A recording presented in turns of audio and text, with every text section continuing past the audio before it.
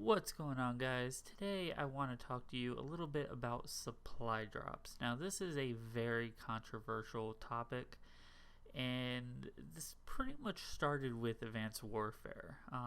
Advanced Warfare introduced supply drops, and they did it completely wrong, and essentially the game was borderline pay to win, and it's somewhat coming over to Black Ops 3 here, and I want to go ahead and dive into this a little bit and kind of explain some of the outrage that I've been hearing, and as well as kind of be the devil's advocate here and explain why it's a necessary evil to an extent, I guess. So let's go ahead and get right into it, shall we? The game you're seeing is a Safeguard gameplay with me and a few of my friends. I'm not using really any of the supply drop weapons. I have been lucky enough to get the sword, crowbar, pretty much everything from the last batch of DLC weapons, and the butterfly knife. I haven't really used butterfly knife very much, but it kind of gives me the ability to speak on this as someone who both wanted the initial batch and never got anything, as well as someone who was lucky enough to get everything in the second batch. So I feel it's a good opportunity to go ahead and speak on this. First off, Advanced Warfare. When Advanced Warfare introduced supply drops, everybody was skeptical. I know me personally, I was concerned because of the pay to win. I never liked the idea of them introducing DLC weapons. Black Ops 2 was the first one to introduce a DLC weapon, to my knowledge. I think it was called the Peacekeeper. The thing about the Peacekeeper, though, is it wasn't, and this is why I didn't mind it after it came out, is the Peacekeeper was not a weapon. It wasn't a crutch weapon. It wasn't that weapon that, oh, if you have this Peacekeeper, if you have this weapon, you're going to be at an advantage over someone who is going toe-to-toe with you and doesn't have that weapon. And that's what I was kind of worried about when they started talking about introducing this. And Treyarch did a great job with it. I'll give them props. They did a great job with the Peacekeeper. Now, the problem is, and I kind of spoke on this a little bit in a previous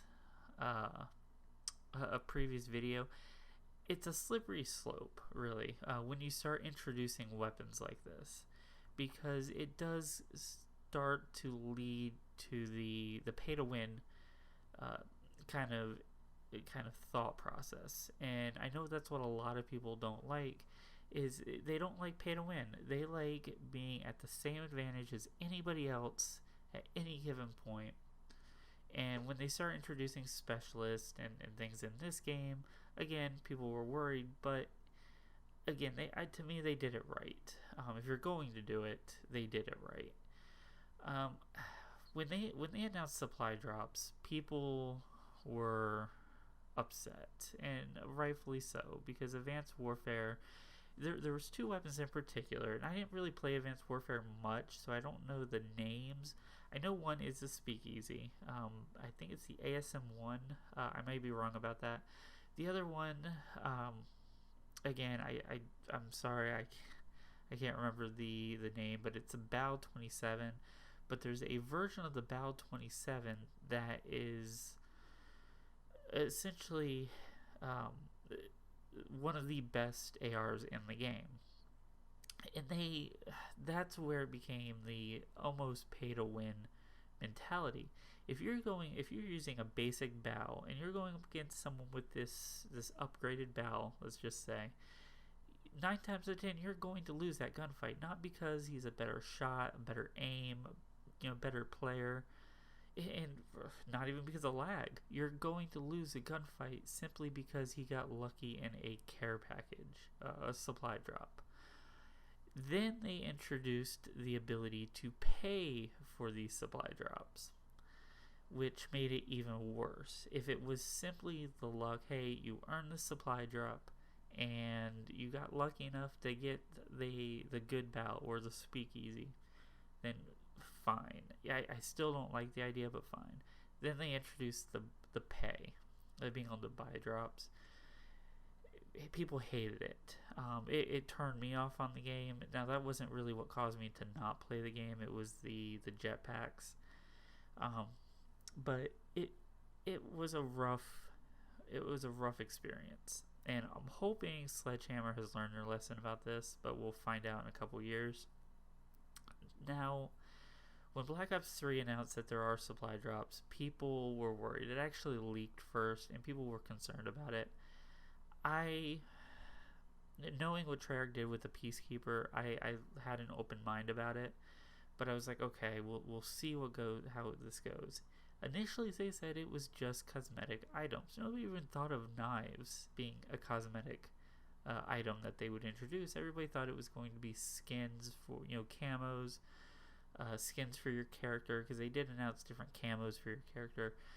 Then they introduced the knives, and then people started kind of raising the eyebrow, because they're like, if they're going to do knives, what's going to stop them from introducing weapons? And sure enough, they did. Now, there was essentially a leak, or not even a leak, but there's wording in a promotional package that left it open for them to do this, and people were worried that it was going to come.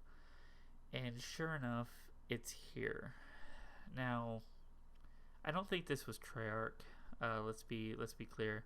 I think this is Activision. Activision has always been all about getting as much money as they can. They're a business.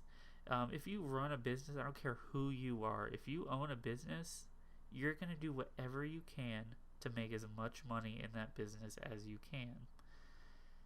There's a fine line, though, between squeezing every ounce of money out of the consumer and taking care of the consumer while still making money. This game, by far, I can tell you right now, this game is the most profitable Treyarch game yet. I can say that without a shadow of a doubt. How do I know that? The game had record sales, but it usually does. But here's the thing.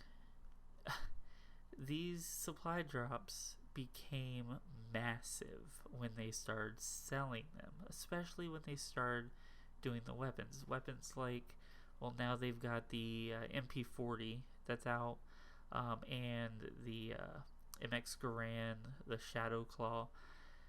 It just took off. There's one YouTuber in particular, I'm not going to mention his name, but he recently came out and said that he has spent $1,700 on this game.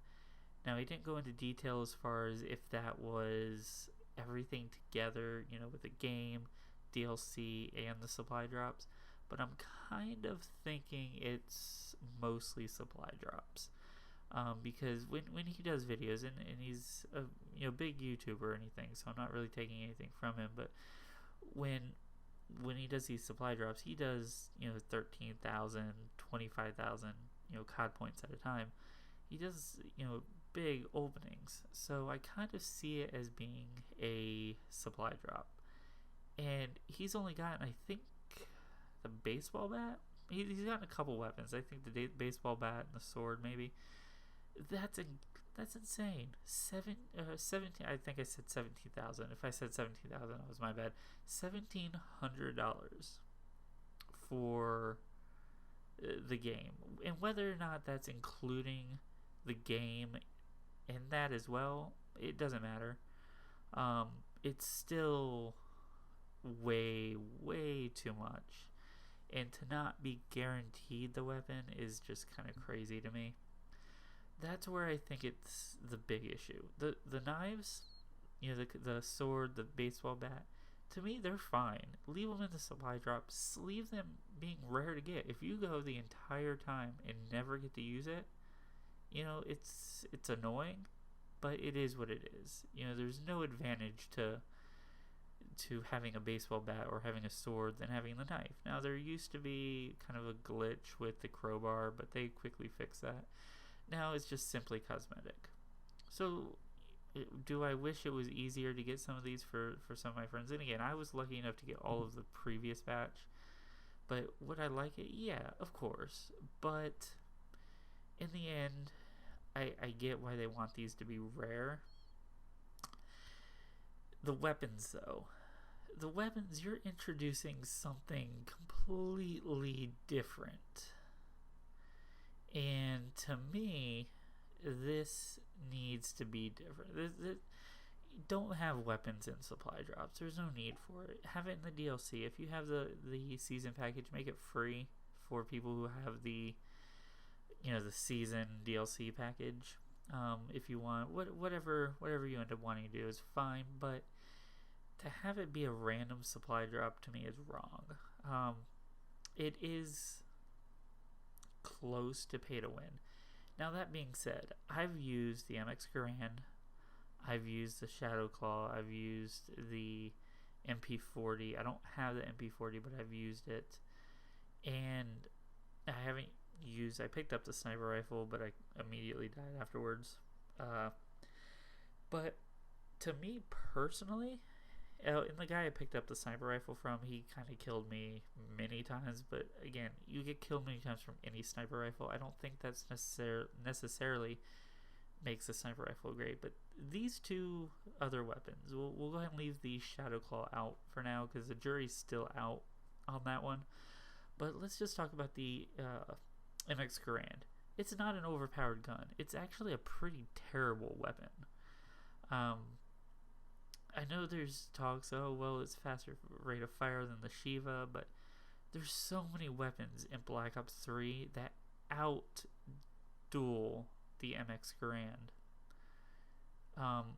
The MP40, I used it for a little bit, and not only with me, but with a few of the other YouTubers who actually have this weapon have all said this weapon is not good. It's fun to use, it's nostalgic, but it's not good. It's actually a pretty bad weapon. So would it be nice to have these? Yes, but not having them, is it creating a situation where you're at a disadvantage like it was with Advanced Warfare? Absolutely not. But again, I feel bad for friends of mine because yes, a lot of the friends I play with, they have been screwed over on these new weapons. So I do wish it was easier to get some of these. But the melee weapons I get. To me, the regular weapons, there's no need for them to be in the game, and if they are, make them a permanent ability to purchase them, whether it be $5, $10, whatever it might be. But you got to do something because you can't have this game be a pay-to-win game. And right now they've done good with the weapons that are in the game to where it's not a pay-to-win, but you got to do something. Anyway, thanks for watching. If you liked the video, please leave a like, subscribe, leave a comment. Let me know what you guys think, and I will be back next time with another video. Talk to you later, guys.